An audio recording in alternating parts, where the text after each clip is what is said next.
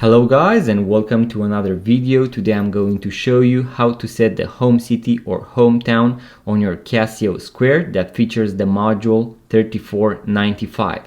So this is going to work for the GWM5610, also for the GW5000 and the GWS5600.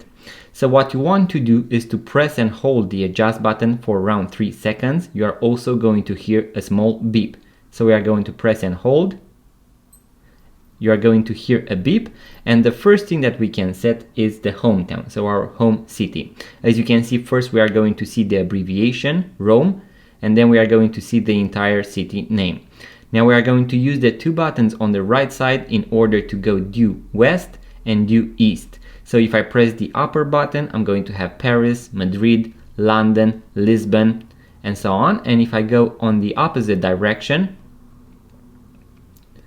I'm going to have Berlin, Stockholm, Athens, Cairo, Jerusalem, Moscow, and so on. I'm going to leave it at Rome since that is my home city. Now, if you do not find the exact capital or home city that you can look online. I'm going to also leave a link in the description box below to all the exact times that correspond to these home cities. After you have selected the home city, if you want to end the process, you are going to press the adjust button. If you want to continue to set anything else, we are going to press the mode button in order to toggle through different options that this module has. If you want to watch the full guide with all the functions and features of this particular model, make sure to check the link in the description box below, because I'm going to show you how to use everything, including the world time function, the chrono, the alarms, and so on. So in order to end the process, press the adjust button and you are done. This is going to be very useful in case you want to use the world time function on your Casio Square.